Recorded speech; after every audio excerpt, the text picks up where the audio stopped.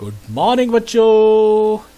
मैं हूं आपका इतिहास का प्रवक्ता पवन और आप सभी का मेरे यूट्यूब चैनल, नाम याद है ना, स्टडी हिस्ट्री विद पवन चौहान में बहुत बहुत स्वागत और बहुत बहुत अभिनंदन। जैसा कि आपके सेकंड टर्म्स के एग्ज़ाम बहुत जल्दी आने वाले हैं और उसके लिए आप ही नहीं मैं भी आपके लिए कोशिश कर रहा हूं कि आपके अच्छे नंबर हो, और इसके लिए नई वीडियो में आपके वेरी वेरी इंपॉर्टेंट जितने भी अध्याय हैं उसके वेरी वेरी इंपॉर्टेंट क्वेश्चन आप तक जो है पहुंचाने की हर संभव कोशिश कर रहा हूं। सिर्फ आपको क्या करना है, मुझे सब्सक्राइब करना है। फिर से कह रहा हूं, चैनल का नाम है स्टडी हिस्ट्री विद पवन चौहान, तो जल्दी सब्सक्राइब कीजिए ताकि मेरी वीडियो आप तक सबसे पहले पहुंच सके। चलिए, आज का जो अध्याय है वो है अध्याय नंबर 10। अध्याय नंबर 10 और उपनिवेशवाद और देहात। क्या नाम है इसका? उपनिवेशवाद और देहात। यहाँ से भी कम से कम 5 नंबर का क्वेश्चन आपको पूछे जाएंगे और ये इसी ही तरह से हो सकता है 1 नंबर या 4 नंबर से, या 1 नंबर 2 या 3 नंबर का जो है वो हो सकता है। तो बेहतर है इसी तरह से आप इस लेसन की जो है तैयारी करें। लेकिन सबसे पहले इसका सारांश पता होना चाहिए कि अध्याय किसके संदर्भ में है। ये जो अध्याय है इसमें ब्रिटिश सरकार द्वारा जो भारतवर्ष में अपनाए जाने वाली जो नीतियां थी, खासतौर पे कौन सी नीतियां, आर्थिक या नीतियां, क्योंकि अब जो है जो कंपनी थी वो अब राजनीतिक एक बड़ी संस्था बन चुकी थी भारतवर्ष में, जिसने जो है 1757 ईस्वी में प्लासी की लड़ाई के पश्चात जो भारतवर्ष में शासन करना भी प्रारंभ कर दिया था। तो उस स्थिति में अब वो यहाँ के शासक बनते जा रहे थे। उस स्थिति में क्या था, अब पूरा शासन उनके हाथ में था और उनका सीधा सा मकसद था इस भारतवर्ष से अधिक धन का दोहन करना। तो आर्थिक नीतियाँ कौन कौन सी उन्होंने अपनाई इस देश में, और उस समय आपको मालूम है कि उस समय जो पैसा जो आने का जो साधन था वो व्यापार नहीं था। अंग्रेजों का उस समय एक व्यापारिक जो है वो कंपनियां बन चुकी थी, लेकिन भारतवर्ष में आज भी स्थितियां वही थी पुरानी। ज़्यादातर जो पैसा आता था अधिकतर वो किससे आता था, कृषि से आता था। तो इस प्रकार से कृषि में जो है उन्होंने किस प्रकार से सुधार किए, उनमें कौन कौन सी व्यवस्थाएं जो है वो लाई, उनमें से आपको मालूम होगा रैयतवाड़ी बंदोबस्त, या सबसे पहले था स्थायी बंदोबस्त जिससे जो है कहा जाता है इस्तेमारी बंदोबस्त, फिर रैयतवाड़ी बंदोबस्त और फिर महालवाड़ी बंदोबस्त। ये 3 तरह के बंदोबस्त उन्होंने किए और उससे अपना जो है राजस्व वसूल किया। तो ये 3 महत्वपूर्ण प्रश्न तो आपसे पूछे ही जाते हैं हर बार, लेकिन इसके बाद भी कुछ एक प्रश्न है जो आपसे पूछे जाए। लेकिन आज का भाग नंबर जो 1 है उसमें क्या क्या प्रश्न हम करने वाले हैं। पहले भू राजस्व व्यवस्था, कौन कौन सी व्यवस्थाएं जो मैंने बात करी, यहाँ तीनों तरह की व्यवस्थाएं वो क्या थी, कैसी थी, किसने इसने स्थापित किया, ये पढ़ेंगे। दूसरा, सबसे पहले जो इस्तेमारी बंदोबस्त जिसे स्थायी बंदोबस्त कहा जाता है, वेरी वेरी इंपॉर्टेंट है, वो उसकी विशेषताएं क्या है या फिर उसके लाभ या हानियां क्या है, उसके संदर्भ में बात करेंगे। 4 क्वेश्चन यही से बन जाते हैं। पहले तो भू राजस्व पर व्यवस्था क्या थी, भू राजस्व व्यवस्था थी 3 तरह की व्यवस्थाएं। फिर इस्तेमारी बंदोबस्त के क्या है उसकी विशेषताएं, लाभ या हानियां। फिर जोतदार, ये कौन थे जोतदार, इनके जीवन के बारे में बात करेंगे। फिर रैत जो किसान थे वो भू राजस्व वसूली उनसे कैसे करते थे जमींदार, उसके बारे में बात करेंगे।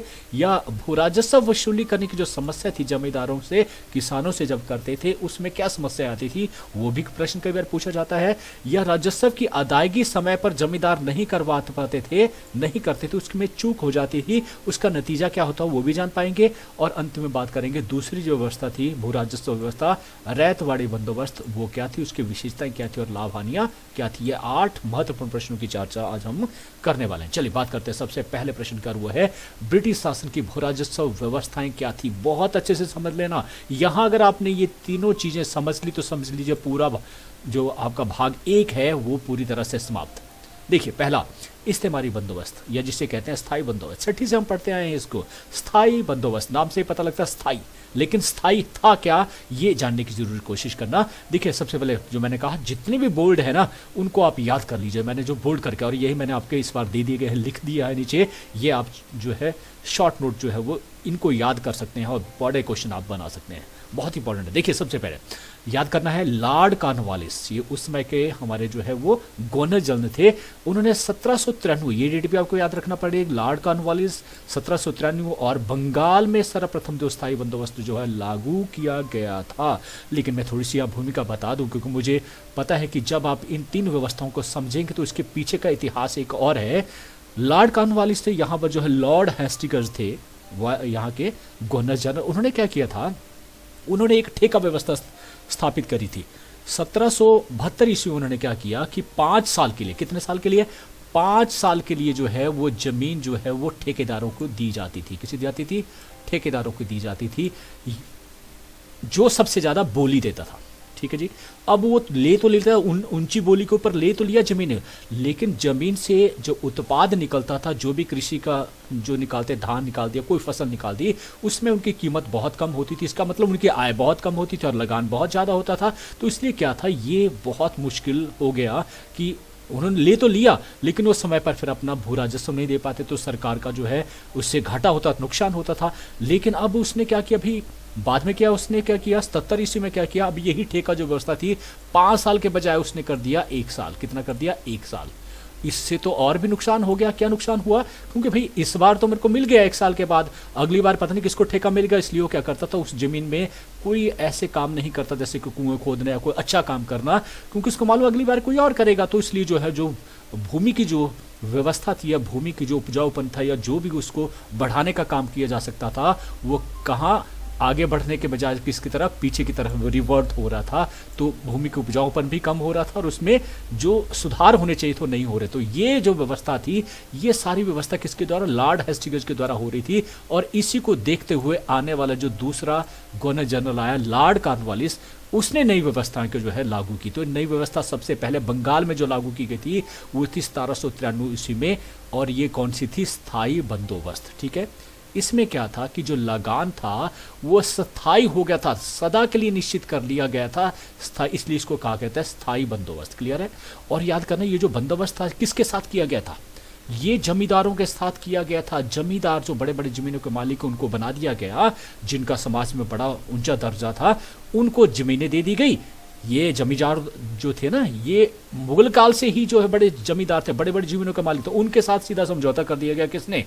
अंग्रेजों ने जो शासन कर रहे थे, लॉर्ड कॉर्नवालिस इस व्यवस्था को शुरू किया और उनको स्थायी तौर पर भूमि का स्वामी मान लिया गया। किसानों को नहीं, जमींदारों को बना लिया। क्लियर है। जैसे जैसे जैसे हम बात करें, मुगल काल में भी इसी तरह की व्यवस्था स्थापित थी, तो उन्हें ही भू स्वामी मान लिया गया और कहा कि भाई निश्चित जो लगान जो हमने निश्चित कर दिया गया है उसको आप जो है देते रहेंगे। क्लियर है। और इस तरह से इसे कहा गया स्थायी बंदोबस्त या इस्तेमारी बंदोबस्त। किसने लागू किया? लॉर्ड कॉर्नवालिस 1793 बंगाल में सर्वप्रथम हो गया जी। तो ये जो स्थायी बंदोबस्त है, ये उस समय जितनी इनके पास जमीन थी, अंग्रेजों के पास जितने पर उन्होंने विजय हासिल करी थी, उसका 19% हिस्से के क्षेत्र के ऊपर जो है ये बंदोबस्त लागू किया गया था। तो ये आपको याद रखना पड़ेंगे ताकि अच्छे नंबर लेने हो। तो और बताना बहुत आसान है, बहुत समझ लेंगे तो आप किसी भी तरह से अपने शब्दों के जरिए इसको बता सकते हैं। लेकिन ये शब्द आपको लॉर्ड कॉर्नवालिस तो याद ही करना पड़ेगा। अब यहाँ मेरा नाम पवन कुमार थोड़ा ना लिखेंगे आप लोग, तो इसलिए याद करिए, जो शब्द है उनको जरूर याद करिए। तो ये हो गया आपका इस्तेमारी बंदोबस्त। दूसरा, रैयतवाड़ी बंदोबस्त। रैयत का मतलब होता है किसान। पहला जो बंदोबस्त था वो किया गया था किसके साथ? जमींदारों के साथ। लेकिन भाई अब जो है ये देखा कि इस व्यवस्था में कुछ गड़बड़ है। उस गड़बड़ को सुधारने के लिए क्या किया गया? 1820 ईस्वी में, लेकिन उस समय जो गवर्नर थे वो मद्रास के गवर्नर, देखिए ये मद्रास के गवर्नर थे जिनका नाम था थॉमस मुनरो।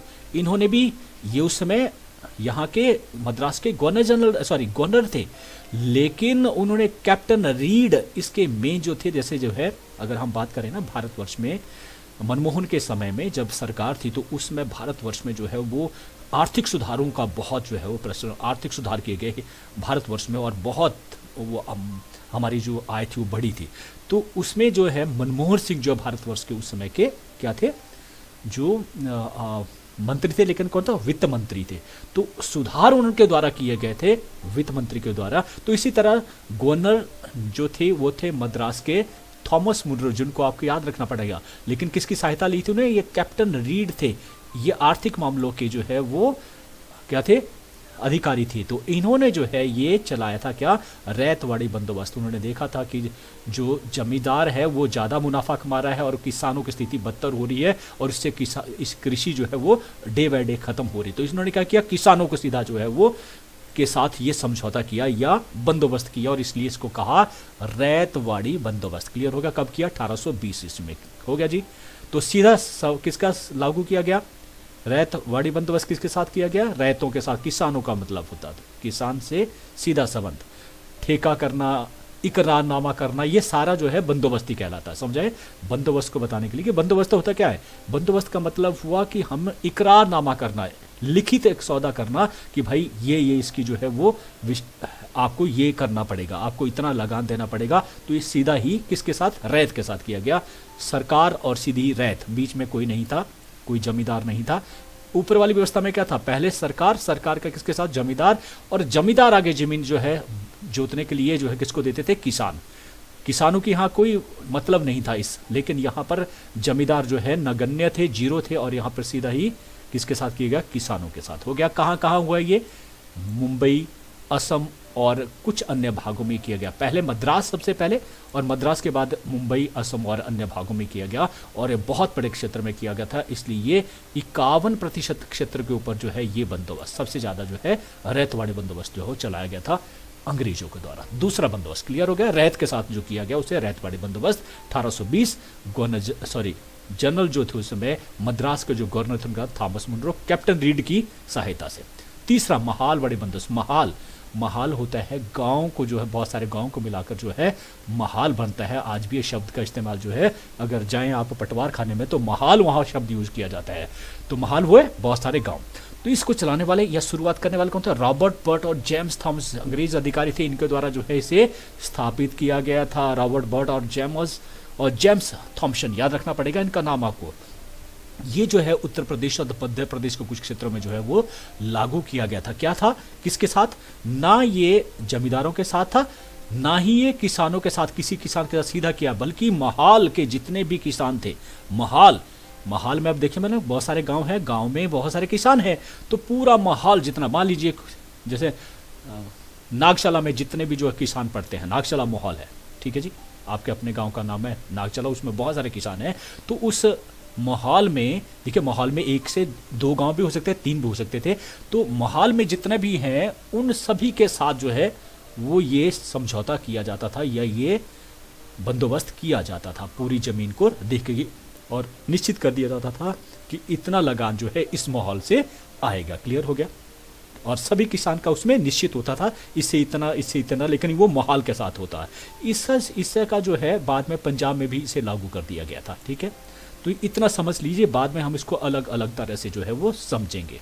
महालवाड़ी में क्या फ़ायदा था कि महालवाड़ी मान लीजिए एक किसान की फसल बर्बाद होगी, या उसने मान लीजिए इस बार बेटी की मैरिज करनी है, तो उसको पता है कि इस बार जो है, क्योंकि लगान जो है इकट्ठे तौर पर दिया जाता, पूरे गांव का इकट्ठे दिया जाता था, तो क्या होते थे एक दूसरे की हेल्प कर लेते थे लोग जो है, और क्या होता है उसको बोलते कोई नहीं, हम आपका जो है इस बार लगान दे देंगे, और इस तरह से एक दूसरे की हेल्प हो जाती। तो इसलिए महालवाड़ी की ये विशेषता है। क्लियर हो गया? तो महालवाड़ी हो गया, रैतवाड़ी और इस्तेमारी। अगर इसको समझ गए, अगला बहुत ईजी है, मैं ज़्यादा टाइम नहीं लगाऊंगा। चलिए जो थी ये आपके लिए नोट मैंने नोट्स जो पहले ही बना के रख दिए। अब अरे इसका लाभ क्या होता है, 3 नंबर के लिए प्रश्न पूछा जा सकता था, ये 4 नंबर के लिए, 3 नंबर के लिए पूछा जा सकता है, ये भी 4 या 3 नंबर के लिए पूछा। पहला समझ गए ना ये स्कोर, तो इस्तेमारी बंदोबस्त अगर आप समझ गए तो उसका जो विशेषताओं में सबसे पहले देखिए, ये सारा मैंने पहले बता दिया आपको कि क्या था इस्तेमारी बंदोबस्त। 1793 किसके द्वारा? लॉर्ड कॉर्नवालिस के द्वारा, और ये सदा के लिए निश्चित कर दिया गया लगान, और सीधा ही किसके? जमींदारों के साथ, उनको भूस्वामी मान लिया गया था, और 19% क्षेत्र पर यह हुआ था। ये मैंने आपको शॉर्टली बता दिया। अब फिर से आ जाते हैं इनकी विशेषता के ऊपर, क्या क्या विशेषता थी। अभी कुछ बता दी, कुछ आपको बताना, पहले तो आपको बताना पड़ेगा कि ये बंदोबस्त कब लागू किया गया, इसके साथ किया गया, फिर बताना पड़ेगी इसकी विशेषताएं क्या भी। सबसे पहले जमींदारों को भूस्वामी मान लिया गया, पहली विशेषता। समझ गए आप? जो राजस्व था वो सदैव के लिए निश्चित कर दिया गया था, लेकिन यहाँ पर मैंने दर नहीं बताई थी, ये 10/11 था। ये बहुत ऊंची दर थी। 10/11 को इस तरह से समझेंगे कि मान लीजिए 11 किलो आपकी जो है जमीन, 11 किलो आपका अनाज पैदा हुआ है, तो उसमें से 10 किलो तो कौन ले जाएगा? सीधी सरकार ले जाएगी, और आपका हाथ में केवल लगेगा 1 किलो। समझाई बात? तो इसलिए जो लगान था वो उसकी दर जो थी वो बहुत ऊंची थी। तो भू राजस्व संदेह के लिए निश्चित, लेकिन लगान की दर थी बहुत ऊंची थी। हो गया जी, ये इसकी दूसरी विशेषता हो गई। तीसरा है कि फसल अगर नष्ट भी हो जाती थी ना, तब भी भू राजस्व जमा करवाना ही होता था, इसे नफी नहीं होता है। मतलब सरकार आपको घाटा नुकसान नहीं चाहती थी, चाहे फसल हो चाहे नहीं हो, किसी भी वजह के कारण आपको भू राजस्व देना ही पड़ेगा। नहीं देंगे तो क्या करेंगे? आपकी जमीन का कुछ हिस्से को वो बेच देती थी सरकार, और इस प्रकार से वो भू राजस्व वसूल कर लिया जाता। जैसे मान लीजिए आपने बैंक से कोई लोन लिया है ना, लेकिन लोन लेने से पहले सरकार क्या रखती है, आपका कोई गिरवी रखती है, आपकी ज़मीन रख देती है, आपका घर रख देती है। अगर आपको वो देने में सक्षम नहीं हुए, नहीं दे पाए, तो आप कि ने जो भी रहन रखा है, चाहे ज़मीन हो चाहे घर है, उसको सरकार या बैंक बेच देता है। तो ठीक उसी प्रकार से ये बेच सकती है। हो गया, ये इसकी तीसरी विशेषता। चौथा, जमींदारों को जो प्राप्त न्यायिक अधिकार। देखिए, इससे पहले क्या था कि जमींदारों को न्यायिक अधिकार प्राप्त, न्यायिक अधिकार होता था कि मुगल काल में जितने जमींदार होते थे उनको क्या अधिकार दिया होता था कि भाई अपने जहाँ भी आपको जो गांव आपके पास हैं, जहाँ जो ज़मीनें आपके पास हैं, वहाँ पर जितने भी किसान हैं उनको आपकी बातें मानना ही पड़ेगी। मतलब न्याय संबंधी वहाँ पर जो पहली जो न्यायालय व्यवस्था होगी वो जमींदार ही होगा। किसी भी लड़ाई झगड़े का निर्णय कौन देगा? जमींदार। तो जमींदार सबसे इंपॉर्टेंट। फिर वहाँ पर देखिए उसके पास सेना भी होती थी, शांति कायम करना ये जमींदार का ही काम होता, इसलिए उसके पास अपनी सेना भी होती थी, अपना न्यायालय भी होता था, अपने सिक्के भी चलाए जाते थे, वो चुंगी कर भी लेता था। इस प्रकार के ये सारे काम जो है जमींदार के द्वारा होते थे। तो एक तरह का सरकार का काम जो है वो जमींदार करता था। अब जो ये अधिकार थे ये सारे जो है छीन लिए किसने? किसने? अंग्रेजों ने जब आए तो उन्होंने जमींदारों के अधिकार छीन लिए, क्योंकि ये गलत कार्य करते थे उन चीज़ों के द्वारा। तो इसलिए ये सारे अधिकार वंचित कर दिया गया। जमींदार अब सिर्फ एक दूसरे आदमियों की तरह ही रहा, कोई विशेष आदमी नहीं रहा। समझे ना? उसकी पावर, उसकी सत्ता का उसको हास कर दिया गया, खत्म कर दिया गया। पांचवा गया, ये भी इसी व्यवस्था में इस्तेमारी बंदोबस्त के में हुआ। फिर पांचवा क्या है? जमींदारों और किसानों के मामले में हस्तक्षेप नहीं करेगी। सरकार ने मान लिया कि जो भी आपके बीच में आप जितने मर्जी उनसे जो है लगान वसूल कीजिए, आप जो मर्जी करिए, लेकिन हमारा उसमें कोई हस्तक्षेप नहीं रहेगा जमींदार और किसानों के बीच में। मतलब पूरी तरह से किसान किसके रहमो करम के ऊपर छोड़ दिए गए? इन जमींदारों के, कि तुम जितना जुल्म करो किसानों के साथ हम आंखें बंद कर रखे। जो ये भी इसी का ही हिस्सा था इस्तेमारी बंदोबस्त का। और किसानों को जमीन संबंधी जो भी अधिकार प्राप्त थे उन्हें उनसे वंचित कर दिया गया था। जमीन मतलब किसानों को जमीनों के ऊपर जितने भी अधिकार थे, अब वो मालिक नहीं रहे थे, सीधे तौर पर मालिक कौन बना दिए गए थे? जमींदार। तो इस प्रकार से उनका जमीन पर से जो मालिकाना हक था वो खत्म हो गया था। ये बताया मैंने विस्तृत तौर पर इसकी विशेषताएं कि ये इस्तेमारी बंदोबस्त हो गया जी। अब आगे चलते हैं, इसके लाभ और इसके हानियां। समझ गए? लाभ देखिए, अब जब ये समझ गए तो लाभ आपको पता लग जाएगा और हानियां क्या थी वो भी समझ जाएंगे। लाभ क्या क्या थे भाई? एक, पहले कंपनी क्या है निश्चित हो जाना। देखिए मैंने बिल्कुल शॉर्ट में हेडिंग देखेंगे तो आपने यहाँ पर दिए हैं कंपनी की आय निश्चित होना, कि अब जो निश्चित आय थी, जो निश्चित कर दिया कि इतना लगान देना ही पड़ेगा, हर बार वो वही देना पड़ेगा, निश्चित कर लिया गया था। और कितना था? 10/11 भाग।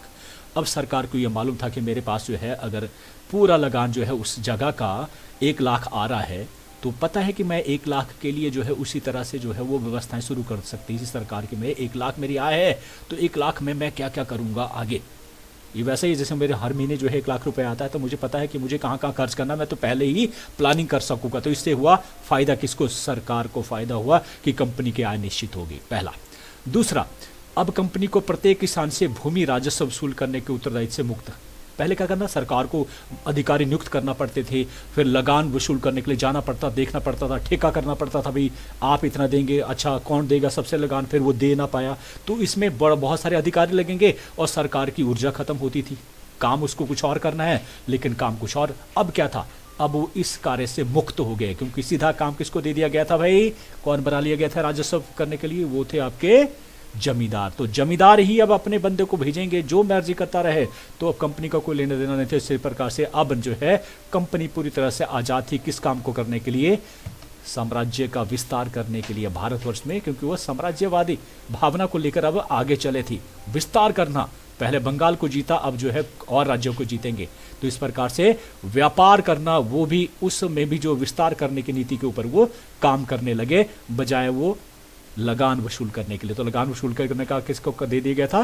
फिर से बताऊं, जमींदार। क्लियर हो गया? तो इस प्रकार से ये भी इसका इनको दूसरा फायदा हुआ। तीसरा, लाभ कर रहे हैं ना हम, लाभ। तीसरा आ गया कि जमींदार थे वो कंपनी के स्वामी भक्त बन गए।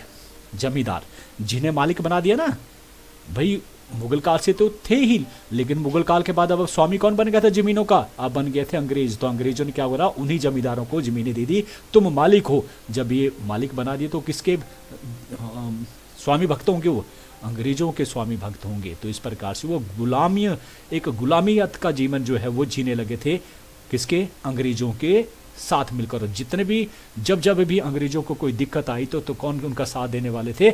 जमींदार उनका साथ हमेशा देते थे। तन मन धन से उनकी सेवा जो है वो करने के लिए तैयार रहती। ये तीसरा फायदा हो गया अंग्रेजों को।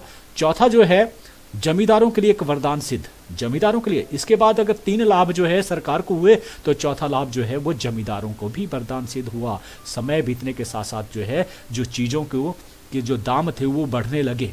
जो भी अनाज उगाते थे, किसी भी तरह का व्यवसायिक जो कृषि की जाती थी, उससे उनको फायदा होने लगा। तो फायदा किसका हुआ? जमींदारों का, क्योंकि निश्चित उनको सिर्फ एक निश्चित कर देना होता था और उससे ज़्यादा जो बड़ा हुआ जो धन था वो उनके पास रहता। तो इस प्रकार से जमींदार भी मजे करने लगे। और पांचवा क्या है? बंगाल भारत का सबसे समृद्ध प्रांत बन गया। क्यों? क्योंकि अब जमींदार उसके स्थायी मालिक बन गए थे। तो उन्होंने उन कृषि को सुधारने में बहुत अधिक जो है वो कार्य किया और इस प्रकार से उस कृषि में अधिक पैदावार होने लगी। मैंने बोला ना, पैदावार अधिक हुई और उसके जो है पैदावार अधिक ही नहीं हुई बल्कि उसकी कीमतें भी बढ़ती चली गई और इस प्रकार से वहाँ पर जो बंगाल था वो क्या हो गया? समृद्ध प्रांत बन गया। किसके कारण? स्थायी बंदोबस्त के कारण। तो ये हो गया लाभ। अब आता है हानियां। भाई हर चीज़ के लाभ भी होते हैं, हानियां भी होती हैं। पहला, आरंभ में जमींदारों के लिए विनाशकारी सिद्ध। क्यों हुआ भाई? सोचिए कितना था? 10/11। उस समय जब ये निर्धारित किया गया राजस्व जो थे उसकी बहुत जो है भारी मात्रा में इसे जो निश्चित किया गया था 10/11 भाग की लगान वसूल किया आपने। मान लीजिए 11 किलो और आपको देना पड़ेगा सरकार को 10 किलो, आपके पास केवल 1 किलो ही अनाज बचेगा। तो इस प्रकार से दर बहुत बड़ी थी और उस समय जो उत्पादों की कीमत थी वो बहुत कम थी। तो इसलिए नुकसान किसको झेलना पड़ा? जमींदारों को। ऐसा माना जाता है कि लगभग इस व्यवस्था के तहत जो है 15 तक आते 1815 तक की ये बात करते हैं कि उस समय आधे जमींदारों की जो ज़मीनें थी वो उनके हाथ से निकल गई थी। क्यों? क्योंकि जो है लगान की जो दरें थी वो बहुत अधिक थी और उतना लगान वो नहीं दे सकते थे। और इस व्यवस्था के अनुसार क्या था कि भाई जो नहीं दे पाएगा उसकी ज़मीन को बेच दिया जाएगा। तो इस प्रकार से बहुत सारी ज़मीनें जो है उनके हाथ से निकल गई थी। पहला हानि ये हुई। दूसरा, किसानों की पूर्ण रूप से जमींदारों से दया पर आश्रित। कह दिया था ना कि किसानों की बात नहीं की गई थी इसमें। किसान पूरी तरह से जमींदारों के हाथ में थे और जमींदार इनके ऊपर बहुत शोषण करते थे। तो इस प्रकार से मालिकाना हक जो जमींदारों को मिलने के कारण रैयत जो है, किसान जो थे, उनकी स्थिति बहुत बदतर थी। उनकी उपज की जो भी वो कार्य करते थे उसका सही कीमत उनको नहीं मिल पाती थी। तो इस प्रकार से तीसरा, कंपनी को आर्थिक हानि। क्या? कि समय बीतने के साथ, मैंने कहा ना कि जैसे जैसे समय बीतता चला गया जो कीमतें थी वो बढ़ती चली गई। जो भी अनाज उगता तो उसकी कीमतें बढ़ती चलेगी। अनाज भी अधिक मात्रा में जो है उगने लगा। तो उसका लाभ किसको मिला? सीधे तौर पर वो मिला सीधा जो है वो जमींदारों के पास। ना वो सरकार को फायदा हुआ ना ही वो किसानों को फायदा हो। तो इस प्रकार से जो है सीधे तौर पर जो है वो कंपनी की आर्थिक जो है वो हानि हुई। ये वैसा ही था। थोड़ा सा मैं बता दूं आपको कि आज मान लीजिए मैंने 2000 रुपये का जो है कोई किराए पर मकान ले लिया। ठीक है जी, आज तो अधिक लगता है मेरे को, लेकिन समय बीतने के साथ साथ क्या होता है, जो पैसे की जो कीमत की जो वैल्यू हो वो कम होती जाती है। तो एक समय के बाद मेरे लिए 2000 कुछ भी नहीं रहेगा। लेकिन मैंने तो ये निश्चित कर दिया था पहले कि मैं तो सिर्फ 2000 ही लूँगा। लेकिन समय बीतने के साथ मेरी इनकम बढ़ गई। अब 2000 मेरे लिए काफ़ी नहीं है, बहुत कम लगे मेरे लिए। तो इस प्रकार के नुकसान, अब वो बढ़ना चाहिए था लेकिन जो कंपनी तो निश्चित कर दिया था, तो इसलिए कंपनी का नुकसान हुआ। तो ये तीसरा हो गया। चौथा क्या हुआ? अनुपस्थित जमींदारों का उदय। अनुपस्थित, अब जमींदार क्या हो गए? अमीर हो गए, उनके पास जो पैसा था आने लगा, समृद्ध होते चले गए। और समृद्धि का कारण अब पता है कि समृद्ध लोग कहाँ जाते हैं भाई? गांव में जब भी कोई अमीर हो जाता है ना, नौकरी लग जाता है, तो गांव में नहीं रहता, कहाँ चला जाता है? शहर की तरफ चले जाता है, वहाँ जमीन खरीदता है और वहाँ पर अपना महल बनाता है। और पीछे किसके छोड़ जाता है? कोई नौकर छोड़ जाता है। तो इस प्रकार उन्होंने जमींदारों ने क्या किया? समृद्ध हो गए, शहर चले गए और करिंदे छोड़े। करिंदों को कहते हैं एजेंट इंग्लिश में। तो जो एजेंट होते थे वो उनका देख रेख करते थे और उनके बदले में किसानों का शोषण जो है वो करते थे, वसूल करते थे, उसमें अपना हिस्सा भी डाल देते थे। अब जमींदारों को क्या पता कि उन्होंने क्या कर रहे हैं पीछे। तो इस प्रकार से जो किसानों का शोषण था वो और भी बदतर हो रहा था। तो ये हानियां बता रहे हैं हम। क्लियर हो गया? पांचवा, अन्य वर्गों पर करों का बोझ। अब जो सरकार जो शासन चला रही थी, अंग्रेज जो शासन चला रहे थे, उनको प्रतिवर्ष घाटा हो रहा था। मैंने बताया ना घाटा क्यों हो रहा था? क्योंकि जो है निश्चित कर दिया था, अगर वो बदलते रहते तो शायद घाटा नहीं होता। तो अब जो घाटा उनको हो रहा था उसका भरपाई वो कहाँ से कर रहे थे? लोगों पर जो है आय कर, जो आय को बढ़ाने के लिए उन्होंने क्या किया या तो उनकी जो इनकम टैक्स है, जो जो नौकरी कर रहे हैं उनके ऊपर इनकम टैक्स लगा दिया, या पर और भी उत्पाद है उनके ऊपर भी टैक्स लगा दिया। खरीदन जो भी आप खरीदते हैं बाजार से उनके ऊपर टैक्स बढ़ा दिए गए। तो ये जो बोझ था किसके ऊपर हुआ, जो आम लोग थे उनके ऊपर ये टैक्स का बोझ जो हो वो पड़ गया। तो ये भी अनुचित था, अन्यायपूर्ण था, ये भी हानि थी। तो ये 5 तरह की हानि मैंने आपको बताई। क्लियर हो गया? ये हो गया इस्तेमारी बंदोबस्ती। क्लियर हो गया बिल्कुल। अब जब भी आपको क्वेश्चन आएगा आप कुछ भी पूछ लो, आप करेंगे। अब आता है, देखिए जोतदारों का जीवन कैसा था, ये मैंने अभी बता दिया आपको। बड़े समझ लेना जोतदार। जोतदार क्या थे? 18वीं शताब्दी में के अंत में जो जमींदार घोर संकट से गुजर रहे थे, शुरू की बात है ये, घोर संकट था। क्योंकि जो है आपको पता है ना 10/11, उसको याद रखिए किसके कारण, 10/11 के कारण जो लगान वसूल किया जा रहा था बहुत ऊंचा था, और उससे क्या था, उनकी जो जमीनें थी उनके हाथ से जा रही थी। अब यहां पर क्या हुआ भाई, लेकिन एक और चीज थी कि कुछ जो किसान थे, वो कुछ किसान ऐसे थे जो धनी हो रहे थे। कुछ किसान ऐसे थे जो धनी हो रही थी, उनकी स्थिति जो गांव में, अब जमींदार तो चले गए थे शहरों में, लेकिन जो धनी किसान था वो धीरे धीरे अपनी स्थिति को गांव में जो सुदृढ़ कर रहा था, क्योंकि वो कहाँ रह रहा था, गांव में ही रह रहा था। उसके पास पैसा था और उस पैसे से क्या कर रहा था, वो जिनकी स्थिति खराब होती थी किसान को उसका अपना पैसा देता था और उसके बदले में जो है वो पैसा लेता था। वो पता है ना कि साहूकार क्या करते थे, जो धनी किसान है उनको साहूकार कहा गया बाद में, ठीक है, पहले ही एकदम साहूकार नहीं थे वो। धनी किसान जो किसान था, कुछ किसान जो है वो समृद्ध होते गए, वो किसान जिनके पास अच्छी भूमियां थी वो समृद्ध होते चले गए, और इस प्रकार से जो है वो साहूकार भी बन गए, वो बिजनेसमैन भी बन गए, और उनके पास जो है पैसा जो है इन जमींदारों से ज्यादा जो है आने लगा एक समय के पश्चात। और इन्हीं को ही बाद में कहा गया हवलदार, और इन्हीं को कहा गया गांटीदार, और इन्हीं को कहा गया मंडल। याद रखना ये तीनों नाम जो है वो इन जोतदारों को ही कहा जाता था। समझे बात? 19वीं शताब्दी के आरंभ में जो जोतदार थे वो बंगाल की बात कर रहे हैं, बंगाल गांव में बहुत शक्तिशाली जो हो गए थे। 18वीं शताब्दी में जो है जमींदार जो है वो संकट से जूझ रहे थे, और जो धनी किसान थे वो और भी धनी होते चले गए, और उनको कहा गया जोतदार, और उनको हवलदार, घंटीदार, मंडल कहा गया। और 19वीं शताब्दी में आते आते ये बहुत जो है वो धनी हो गए थे गाँव में रहकर। अब इनकी विशेषताएं, अब सॉरी विशेषता नहीं, किस तरह से ये जो है धनी हुए, शक्तिशाली हुए या धनी हुए, इसके एक एक करके पढ़ लेते हैं। भूमि के बड़े बड़े भागों पर अपना नियंत्रण। भाई किसानों को क्या देना उन्होंने, किसान जो थे, जो गरीब किसान थे उनको ये धन देते थे, पैसा देते थे भाई, और किसके ऊपर, किसके ऊपर, ब्याज के ऊपर, और वो नहीं चुका पाते थे, और उस बदले में क्या करते थे, उसकी जमीन को हड़प लेते थे। तो बड़े बड़े भाग जो थे जमीनों को उनके मालिक बन के, उनका नियंत्रण उनके ऊपर हो गया। क्लियर हो गया? दूसरा, स्थायी जो व्यापार थे या साहूकारी, मैंने बताया ना, ये जो व्यापार, पैसा होगा ना तभी आप व्यापारी कर पाएंगे, तो उनका मकसद हो गया था अंग्रेजों की तरह से व्यापार करना और मुनाफा कमाना। तो ये गांव में ही करने लगे थे। अब साहूकारी का काम भी और व्यापार का काम भी नियंत्रण उन्होंने शुरू कर दिया, इससे और पैसा उनका आ गया, तो और भी शक्तिशाली। पैसा क्या होता है, और शक्ति को का जो है वो सूचक है। तीसरा, जोतदारों की जो जमीन थी वो बटाईदार, अब वो खुद नहीं करते थे भाई, क्योंकि वो धनी किसान बन गए थे। अब वो खुद किसानी ना करते हुए जो गरीब किसान थे या जो जिनको बटाईदार कहा था, ऐसे किसान जिनके पास जमीनें नहीं होती था, कुछ लोग थे जिनके पास जमीन थी, कुछ के पास जमीनें नहीं थी। तो जिनके पास जमीनें नहीं होती थी वो लोग जो है क्या करते थे, इन लोगों से, जोतदारों से जमीनें लेते थे, और उसमें जो भी अनाज पैदा होता था उसको आधे हिस्से में बांट लेते थे, आधे आधे हिस्से में बांट लेते थे। तो बैठे बैठाए जोतदार को जो आधा हिस्सा मिल जाता था या जितना भी हिस्सा रखा गया, तो इस प्रकार से इसको कहा जाता बटाईदार। क्या कहा जाता? बटाईदार। तो इसके माध्यम से जो है कृषि करता था और मुनाफा कमाता था, शक्तिशाली होता गया। फिर चौथा है कि गांववासी सीधे जोतदारों के नियंत्रण में थे। गांववासी किसके थे? जोतदार। गांव, अब गांव में जो लोग जो रहेंगे ना, वो उसका ज्यादा रुतबा होगा। जो कभी कभार आता है, जमींदार तो कहां चले गए, स्थापित हो गए थे शहरों में। तो भाई जो पीछे थे, जो बड़े जोतदार थे, जो किसान ही थे लेकिन वो धनी हो गए थे, अब जोतदार बन गए थे, नाम भी जोतदार हो गया था, गांटीदार हो गया, मंडल हो गया था, हवलदार उनको कहा जाता था। किसके कारण? जो पैसा आने के कारण। तो भाई जोतदार का नियंत्रण जो है गांव में ज्यादा था और इनका कम था, क्योंकि वो सीधे तरफ कहाँ रहते थे? गांव में। जोतदार अपने जो समर्थक, देखिए इनके समर्थक कौन बन गए? रैत। भाई रैत कौन होते? किसान। भाई अब किसान जो है, जो गांव में है, जमींदार तो चले गए लेकिन वहां पर स्थिति किसकी अच्छी हो गई थी? जोतदार। तो सुबह शाम कौन मिलता था? जोतदार।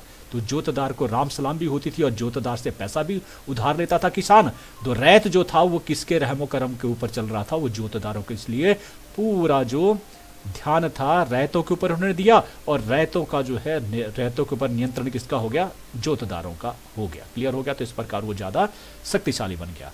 इसके अलावा रैयतदारों से मिलकर अब जोतदार क्या करता था? जोतदारों को मालूम था कि वो रैयतदार जिन्होंने उनसे कर्ज लिया है उनको कहता था भाई अपना राजस्व जो आप देते हैं अपने जमींदार को वो मत देना, भी इस महीने का मत देना, क्योंकि तुम सरकार ने क्या कहा था जब ये इस्तेमारी बंदोबस्त हुआ, सरकार ने कहा था कि समय पर जो है आपको भू राजस्व देना पड़ेगा, नहीं तो जमीन बेच दी जाएगी। तो बस यही चाहते थे जोतदार, उनकी जमीनें बिके और खरीदने वाला कौन होगा? जोतदार होगा। तो इस प्रकार से जोतदार इन नीलामी में जो है इनकी जमीनों को खरीद लेता था, और इस प्रकार से स्थिति जो है वो लगातार कैसी होती गई? शक्तिशाली बनता चला गया। तो यही कारण थे, 6 कारण किस प्रकार से एक जोतदार जो है, एक किसान जो है, धनी किसान जो है वो बड़ा होता गया, शक्तिशाली होता गया, और 19वीं शताब्दी में जोतदार सबसे बड़े जो है गांव में व्यक्ति हुआ करते थे।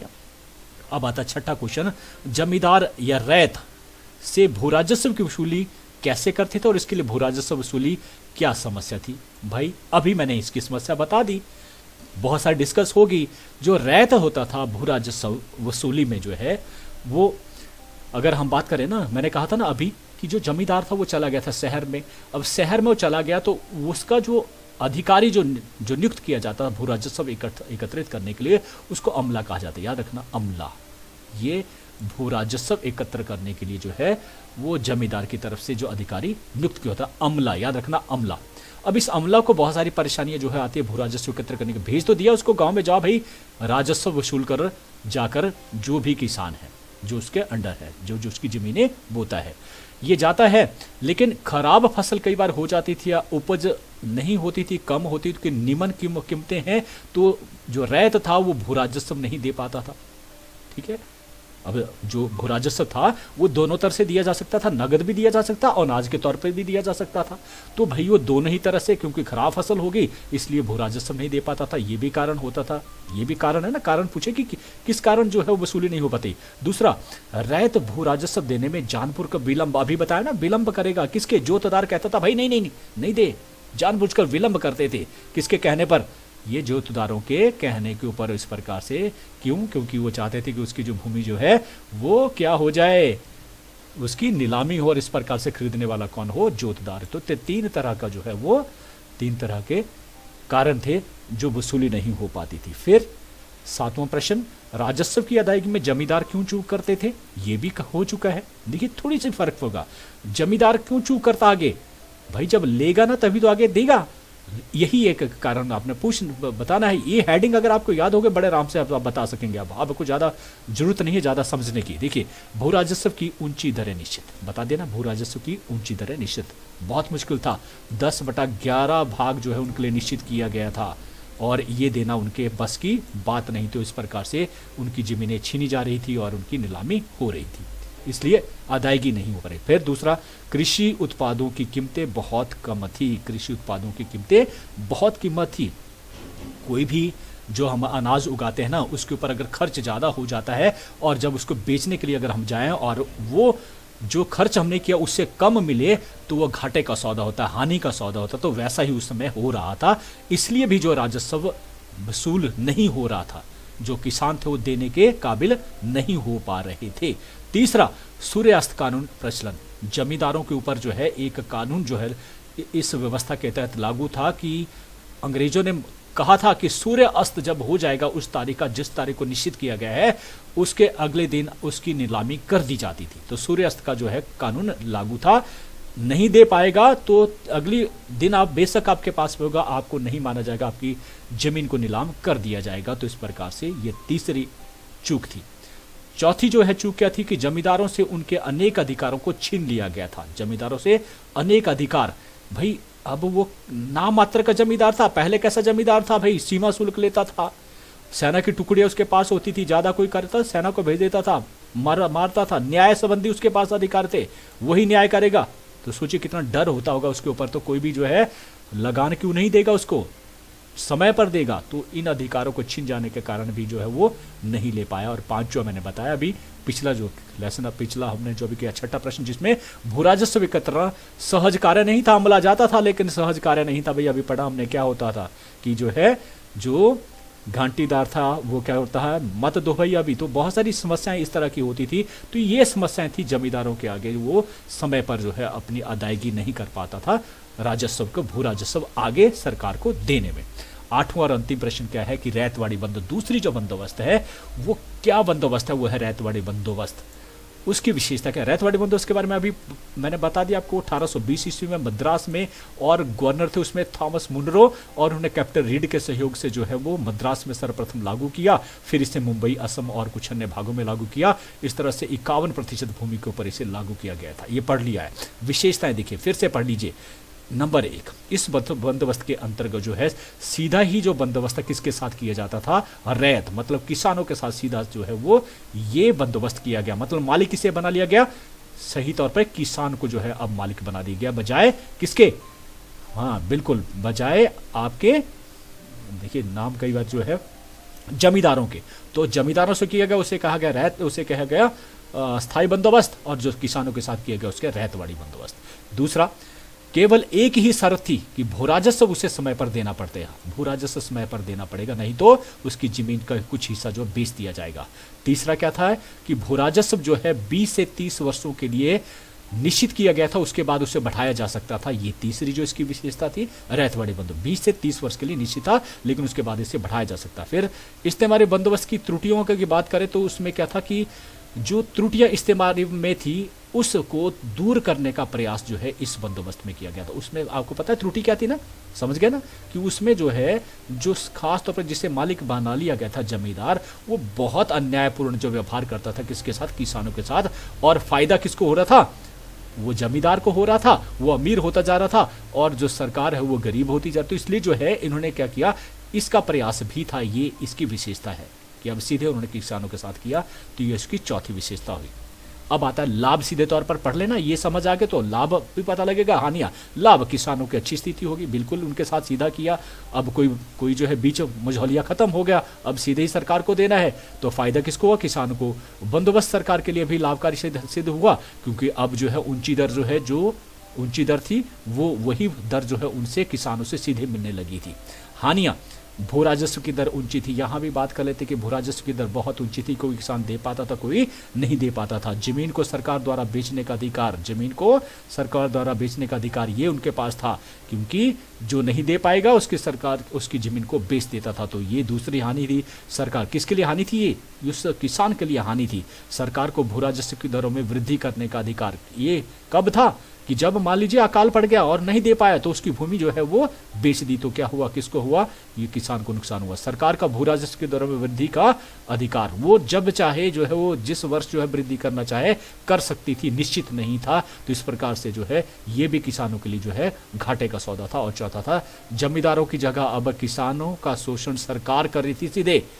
कि जमींदार तो चले गए, लेकिन सरकार जो थी वो जमींदारों से भी ज़्यादा शोषण जो किसानों का कर रही थी, क्योंकि अब देखिए जमींदारों से जब बात आई ना लेने की लगान, तो निश्चित कर दिया गया, लेकिन जब किसानों से बात आई तो उनके लिए हर वर्ष प्रति वर्ष जो है वो दर जो थी वो बढ़ाई जा सकती थी। इसी प्रकार से किसानों को और भी शोषण हुआ, तो ये इसकी हानि और क्लियर हो गया। तो अब ये दो जो अगर आपके प्रश्न आएंगे बंदोबस्त, चाहे रैतवाड़ी हो तो स्थायी बंदोबस्त, आप डेफिनेटली जो प्रश्न करेंगे मैं ऐसे जानता हूँ। आपने जितने भी नीचे दिए गए ये इसी के ही आपने याद कर लेना है और आप प्रश्न जो है याद अपना बना सकते हैं। अंतिम जो लाइन है वो बहुत इंपॉर्टेंट है आज के लिए, खास तौर पर लड़कों के लिए। लड़कियां बहुत अच्छी से समझ जाती हैं इस चीज़ को। मेरी माँ दा चूल्हा हर वेले खुला, मेरी माँ दा चूल्हा हर वेले खुला, कि हम जब भी सुबह खाते हैं, शाम को खाते हैं, दिन को खाते हैं, उस खाने के पीछे जो माँ की जो मेहनत है वो किसी को कभी नज़र नहीं आती है। तो अगर आपको कभी नज़र आए तो उस माँ को ज़रूर धन्यवाद करिए। सुबह या शाम कभी भी देखना माँ कितने खुश होगी और कितना अच्छा खाना आपको मिलेगा। ये वही खाना है जिसको खाकर हम जो है वो सुबह शाम जो है उछलते कूदते रहते हैं और बड़े होकर जो है वो अपने परिवार में मस्त हो जाते हैं। उसका माँ को जरूर धन्यवाद कहिएगा। मेरे कहने के अनुसार। तो आप हमेशा स्वस्थ रहें, माँ के हाथ का खाना खाते रहें और मेरी वीडियो को देखते रहें, लाइक करते रहें और सब्सक्राइब ज़रूर करें। Thank you.